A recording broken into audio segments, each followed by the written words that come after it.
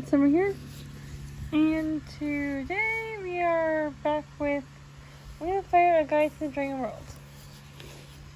We're on the seawing chapter today. So here we have a huge picture of Queen Coral in an Arkansas garden according to this book. Here's the part of the map. So seawings, scales, blue or green or aquamarine, sometimes shades of gray. Eyes, green or blue. Unusual characteristics, webs between their claws, gills on their necks, glowing dark stripes on their tails, necks, and underbellies. Abilities, can breathe underwater, see in the dark, create huge waves with one flash of their powerful tails, and excellent swimmers. You can see the webbing right between the talons here. I forgot to show that. Habitat, the shallow seas of the archipelago around the Bay of Dawn Scales. Diet, fish, whales, octopuses, clams, seabirds. Queen Coral. Dear Starflight, thank you for your charming letter with all the updates about anemone and turtle and their classes. I must say, expecting Snowy to be a better correspondent. I cannot believe she inherited so little of my writerly talent or inclination. I mean, what's the use of having one daughter to keep a close eye on my other daughter, instead of immediately transmit every single observation back to me in exact detail? How am I supposed to go through days without knowing what Snowy is doing every single moment? My baby. I'm sure Snowy cannot be that busy. It's only a school, not an entire kingdom after all. Don't give her a series of stern nudges from me, will you? In any case, I was thrilled to receive your request for more scrolls. Do I have scrolls?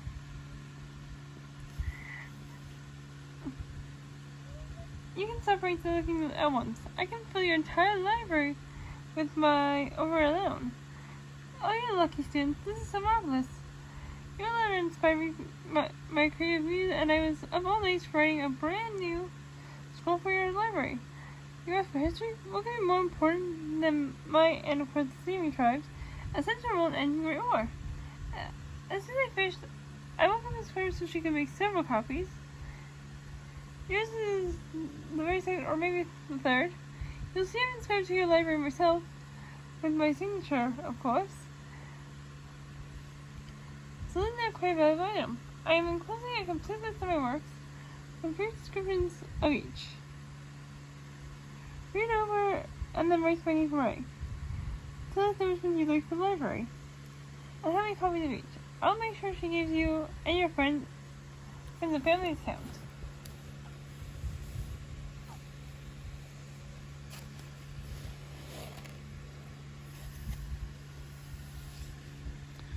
Maureen has just pointed out the asked for scrolls of ancient seaman history, but during to anatomy. I was told that you certainly did not need to put it that way. She responded with that was implied, even though she agrees that the scrolls pertaining to her anatomy could not possibly be as interesting or valuable as your little guide as scrolls by me. But since you've been quite a secret about it, I will let her send you copies of some letters we found from Queen Vivian and Elpest, written before the massacre. I trust that it will be quite sufficient, and anything else you need you can find in the scrolls I have written. On the sense of love to Tsunami, Anemone, and Turtle, I will hope they will come home from visit again soon, perhaps for my next reading. I'm ready to dedicate this new scrolls to Tsunami. Let them tell her that. Let's have it be a wonderful surprise. Only the next letter is as disappointingly bland as the last three. In which case, perhaps I would dedicate the scroll to you, Starflight, instead. And so right. Queen Coral of Seawings. How Seawings ended the Great War and saved the world. By Queen Coral of the Seawings. Once upon a time, there was an absolutely dreadful war started by a trio of squabbling Seawing sisters. The little sister, Bird, was alarmed and grumpy, mean, terrifying, and violent. She was obsessed with weird and creepy things, and she loved war. She certainly would have been a terrible queen, and yet, because she was so big and scary and brutal, not to mention the oldest sister, she nearly took the throne the moment her mother died. In fact, She probably would have easily won the war in the first year if it weren't for the brave and fearless seawings. You see, the seawing sisters knew they needed to be allies to help them fight. So Bern came to Queen Coral soon and demanded her assistance. She said if the seawings didn't help her, she could help me with that. She made the seawings too, and she rained fire from the skies. But not as friend Queen Coral and her courageous council. They knew Bern was a menace who must be stopped. They knew they could withstand the entire Seawing army and all the skywings as well. Also, the Seawings' palaces were well hidden, and attending fire-breathing tribes who tried to find them. Good luck, Sam's orders. The Seawings also received a message from the youngest sister, Blaze, who had fled to the outskirts of the Ice King and was hiding there under the main glacier. Queen Coral could tell from the moment that she received the letter that this was not the life of her. Blaze could barely spell or string a sentence together. And it was abundantly clear for her missive that this Sandwing had never read a single one of Queen Coral's best-selling schools, possibly not even know that Queen Coral was a best-selling author. Possibly had never read a school in her life. Queen Coral knew that she could not curse the Sandwing with such an ignorant queen, nor could she leave the University of Medicine blind, who also, by the way, clearly had no interest in schools, and only referred to Queen Coral's best as dismissive. Some might even say smirking way. No. There's only one potential Salmon Queen who could be a suitable ally for the Seawings. She was clever and charming, and became very ingenious battle for the Seawings. She created these battle plans and mountains of treasure to pay the Seawing soldiers. Most important, she had read all of Queen Coral's scrolls, and quote them at length or refer to their plots from memory. She also thought Queen Coral was a brilliant writer and exceptionally intelligent and discerning. Her name was Blister. At first, Melvin carried alliance with Blister and the Seawings, but they have betrayed us most for the side they are beloved Commander Tempest. Blister rescued the top general for funding guards, and she held true to the Seawing alliance, accepted a hidden base for her Sammys on Weber Islands, and continued the life treasures for Queen Coral and her loyal tribe. All seemed well. The Seawings had clearly chosen the right sister to support.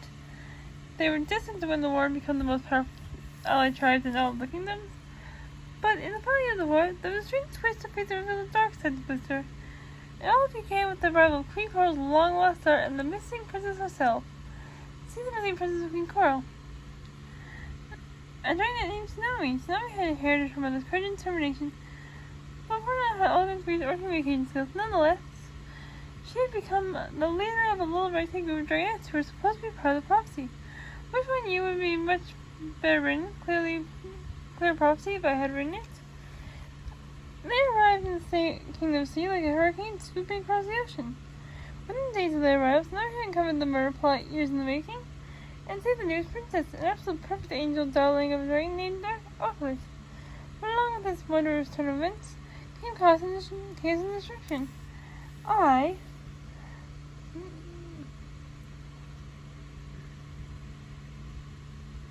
One, the arrival of the trio who gone missing, named Webs. Two, the mysterious death of Queen Coral's most trusted advisor, Whirlpool. And three, a vicious and catastrophic attack by the Skywings that resulted in the fall of Sun Palace himself. Though all this became apparent that Blister may not be as trustworthy as she seemed, despite her quality, taste, and literature. Possibly murder of Skywing, and her territory lied to me about it. Potentially misconspiring with the Nightwings, perhaps even trying to get us to mistrust and lock up the Dragon's destiny, including Tsunami. Maybe she was actually just manipulating everyone and had her own sister agenda all along. It was very confusing. Thanks to this mysterious turn of events, the valiant queen and her council retreated to the Deep Palace. And I knew it was the most helpful, brave, and useful thing that they could do was stay secluded until Tsunami and her subordinates figured out how to end the war. They sensed that Tsunami had a plan no doubt forged to crumble her experience in the Kingdom Sea. Another few days in the company of the Queen and her council had years of wisdom to liberate a young princess. She had learned so much from her mother and her mother's schools and lessons with poor fellow mortal in such a short time. She was ready to go forth and bring an end to the war. If only the Queen had the time, had the rest of the series.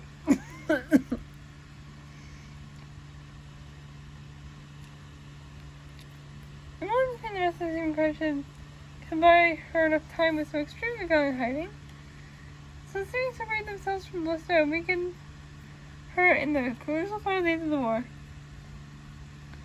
And that is why, in the end, the terrible sisters were defeated and the war came to a close, and the dragons of Hyria lived happily ever after. There are some alternate versions of this truth spread about by a few speculating seawings, but other than them, there was a plan all along by Queen Coral was definitely in on it.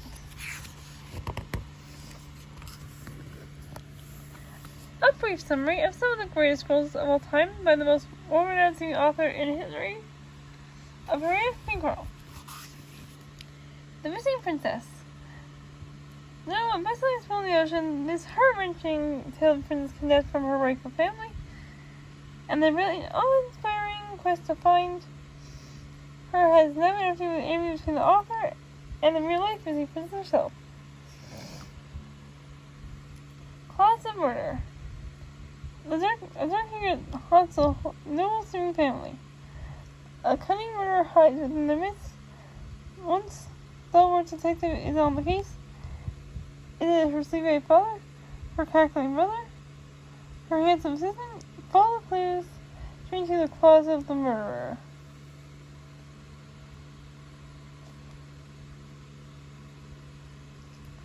The Sinister Jellyfish.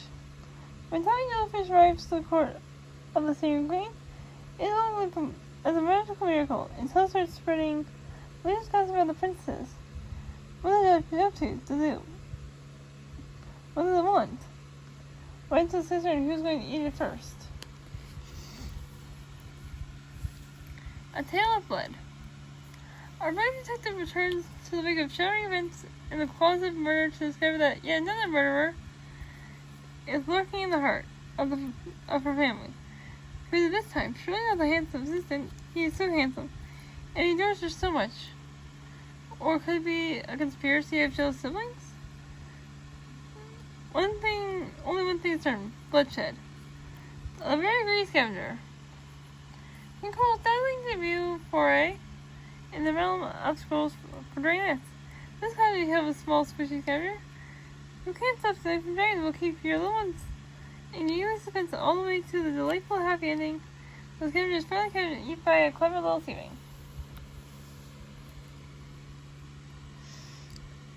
The pilot dreams of becoming an ocean. A bright determination on purpose, destiny, ambition, and squashing silly ideas, knowing your place and the true witness of your soul making a splash. All hail a squid of destiny. The first book in this episode saga about a trio of sending squids and their random adventures on the sea, told from the point of view of the squids themselves. No, will events go into the world from a dark and ancient hurricane? Will the forces of fate wind evil cycles around their very souls? Fight, swim, roar. Queen Coral's travel memoir about her royal visits to the kingdom of Hyria. Full of glorious details, wise inner thoughts, and clever observations about the very habits of various tribes.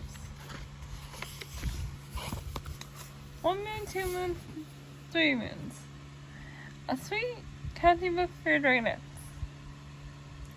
When we swam the ocean deep in the island at the beginning of time, Dominus is returning to for a historical adventure about some of the earliest dragons settled in the Bay of Thousand Scales. This orderly detailed family drama avenges the core of life in the days of the Seawing Queens after the scorching. It completely built the deep house of the dragons they lived and the dragons they murdered. And how one princess clawed her way over her sisters to the ultimate power. I'm going to include the whole incomplete dialogue of Queen works vlog for the rest of this guide. So I am presenting the first 10 on her list. I hope she will forgive me eventually. Starflight. Experts from the Squid Brain's Guide to Aquatic. Then tried spending a lot more time together thanks to Drake's necessity. While even on teams, they have noticed a few senior friends sometimes flash their skills to make a lot of talent gestures while they're talking to one another. Many of you noticed one team are laughing while another tries to look totally serious. And when you asked them what the joke was, they all said nothing really fast. Well, those flashes. They're probably an awesome simulation of aquatic, used by seawings ever since before the scorching starts one another underwater. We can't teach you everything. Your skills can't flash, so only seawings can truly see aquatic, after all. We can really help you a little bit if you study and pay attention. Hopefully the school will help you understand your swimming friends a little better. Question scales. The 5 skill ratings known as question scales are added to another skill of how to create questions. Specifically, you need to see words like who, a short flash. What, 2 flashes. We have 3 flashes of 3 different scales. How, long flash. When, short flash followed by long flash. And why, triple flash.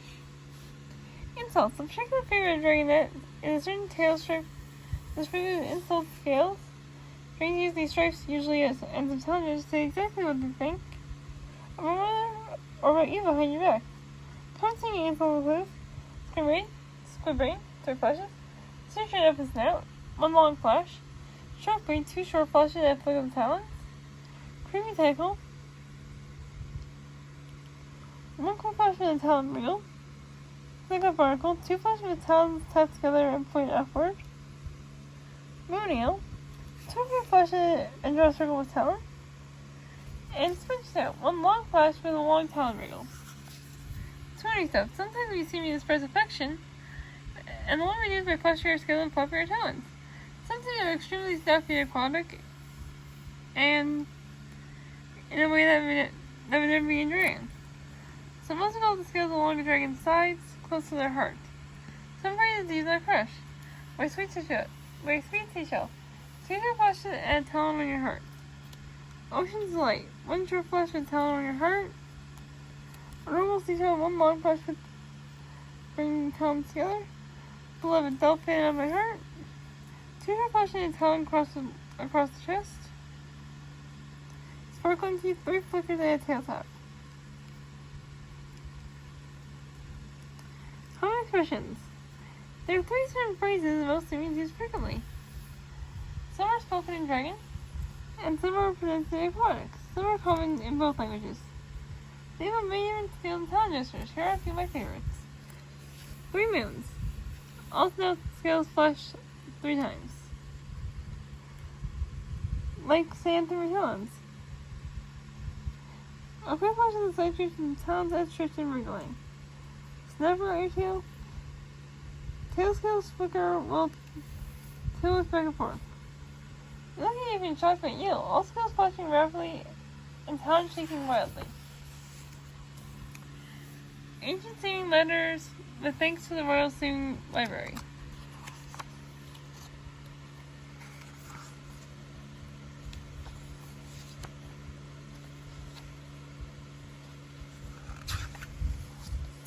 Okay, we've got a few more pages, people.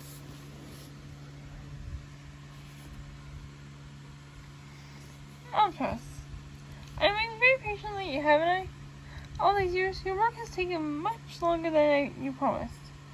But I have waited because you vowed it would be spectacular. I left you the project in peace since the tragic death of your wife.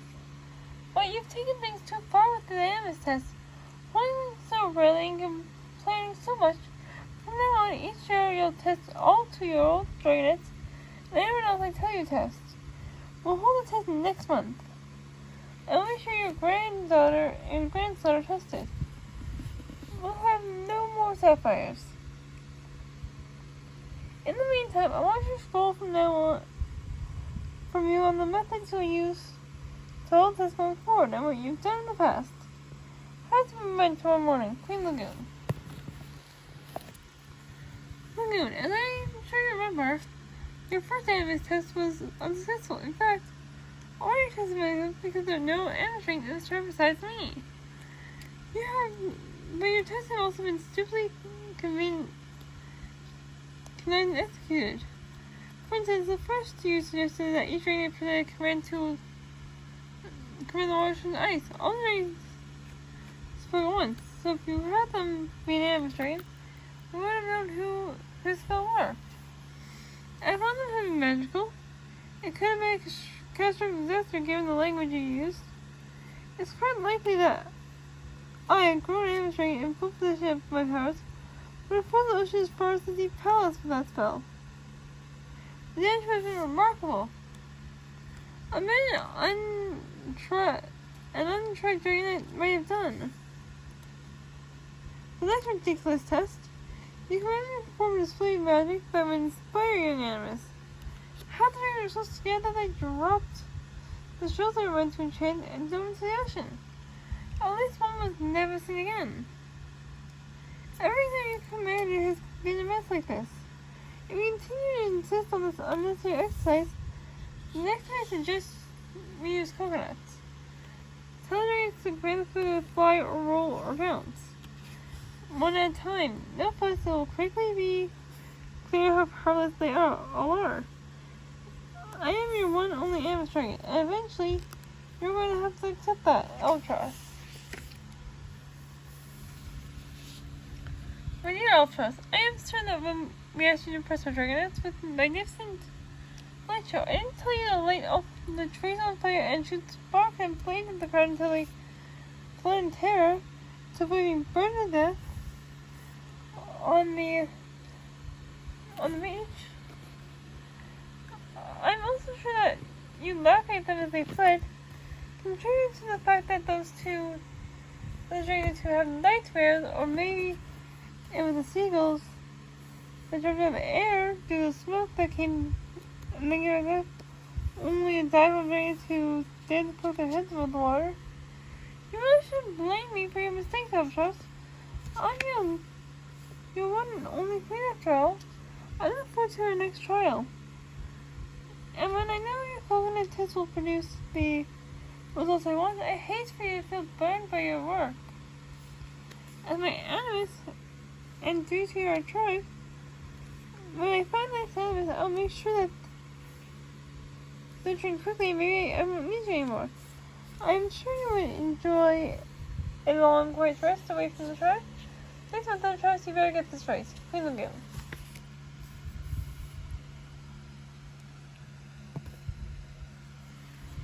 Hi, Starflight.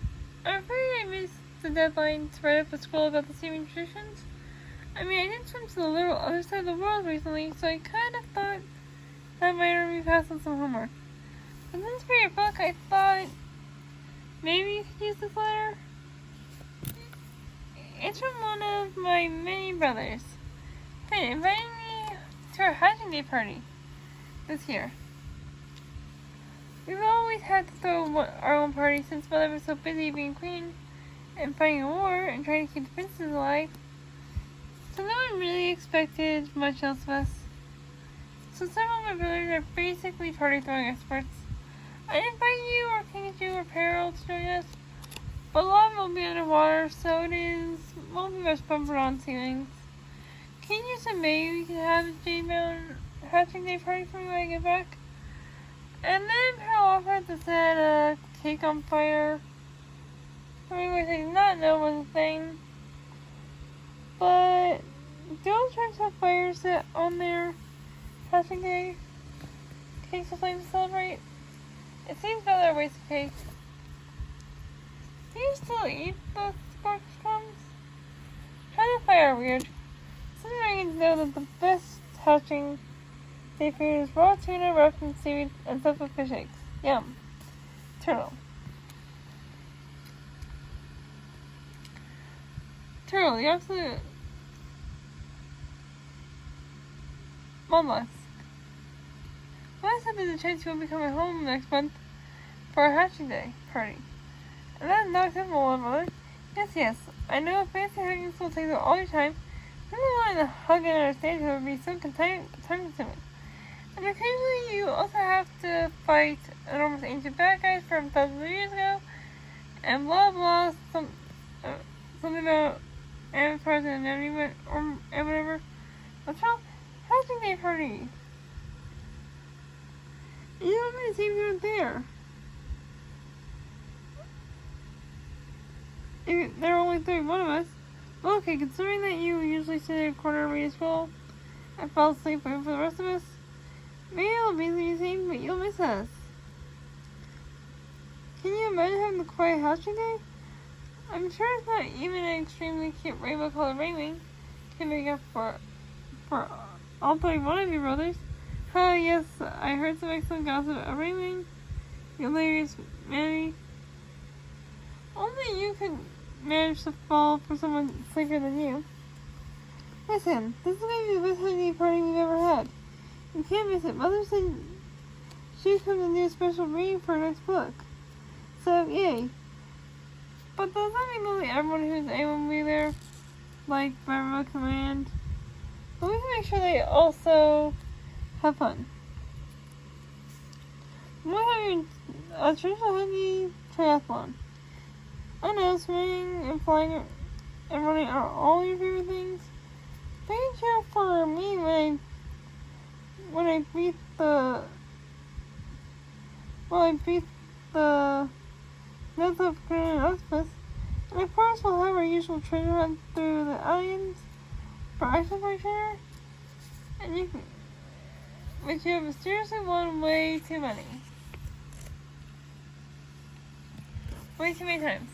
Plus, Coral Reef hide and seek, and Hunt Duck's Middle themed sing competition, and ocean pet fashion shows to see who has the cutest seahorses, sea dragons, and codfish. It's me, just wait until you meet my new bobtail squid. And of course, the epic feast, sharks for everyone, swimming toodles. The most legendary pile of lobsters you can imagine. Turtle, you have to come. Your super special hiking school has brought you out of your shell too much, and the tasting of your friend is questionable, but you're still our brother, and you fill a very important role in the established teasing order. Right until you're coming, I don't hear back, I'm sending Octopus to hunt you down with an every old harness.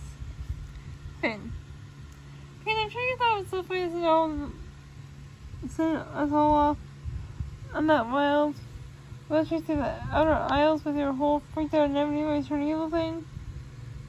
I took all our brothers with me, Turtle, plus all their girlfriends and boyfriends. By the time we came slinking back, the whole palace thought we got off to start our own. Okay, except Mother who didn't exactly notice we were gone. I couldn't precisely explain that we ran out of time from my little sister, so haha, very clever prank. And payback is coming usually. P.P.S. We're not having any prank, I promise. Choose until it's over. Come. Dear Tamron, I hope you're doing these bumpy letters right. It's really cool that you and Starflight invented these letter presser things so we schools blind readings to read. I know it works because I want to write some notes that are just for you. And not to prevent any other thing to be helping, but are actually snooping my correspondence. Not to name any names, can you do? But this one's required in Starflight's particular book project. So we'll save all the just for you stuff in my next letter. But I bet, Tamron, you said the smartest thing in history yesterday, and made me think of the whole rest of the day. And sometimes when I'm falling asleep, I imagine going flying with you. And can we please have another gardening date? Because planting marigolds with you was the most peaceful I've ever felt in my life. Probably not what Starflight's looking for. Did he give you this weird assignment too? Right now, say about your tribe's strength and weakness. Hello, so you said no weakness. What a ridiculous question. Who must enjoy the most creative tribe? Who's been those schools? Seawings. Who has the coolest palaces? Seawings. Who has their own language that no tribe knows how to speak? That's right, Seawings. As I mentioned, how we can read the water, no one else can do that. Wings don't count. They're just holding the breath for a long time. The same, also we can see in the dark, our scales light up, and we're the best swimmers, obviously. Okay, do the last 2 pages, guys, and then we're going to stop this video because the video's over half an hour long already.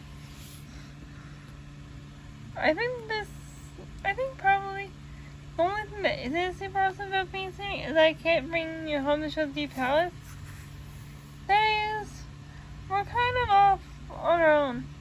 We're under the ocean. I never anyone that was swimming except Blister. Imagine my grumpiest face here. And tells now about all her friends to the Sun Palace. Someone's bringing the Jade Mountain, who know lots of race from the tribe. They talk about the palaces, places like Possibility and Sanctuary, and the Scorpion Inn. All kinds running together with one another. And sometimes that makes me just the tiniest bit jealous. Like, it'd be kind of cool to do a place like Possibility on the coast of the Momming Kingdom, don't you think?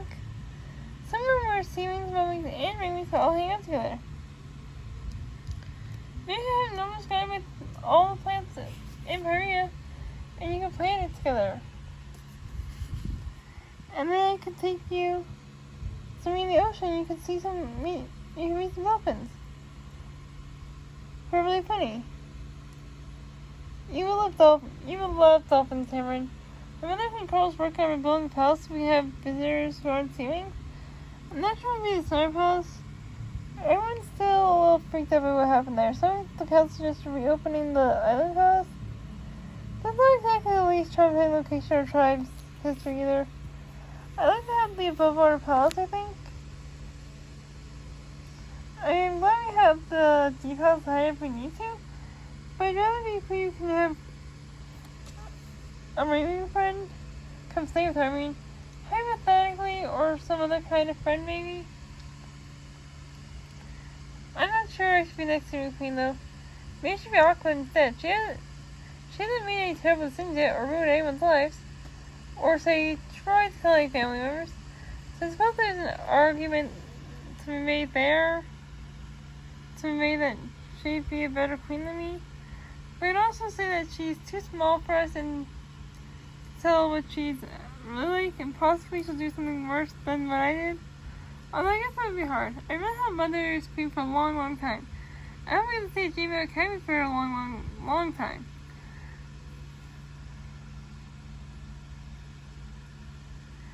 So I just want to myself and make my own decisions. I haven't been running that life for a while. Maybe that life includes some seeds and dirt and buds. I'm free tomorrow after lunch if you are. Love and Emily. Because I was going to give you this pearl I found that's so small and splotchy looking. But certain dragons, K2, thought me with some highly uncalled for violence. If I ever give anything in case it's enchanted. Even though I promise I would never do that. I guess I can see your point. If you would like to hold the cool bottling back pearl sometime, you saw my room. And yes, you're happy I'm trying to friend them too. And that's the end of that.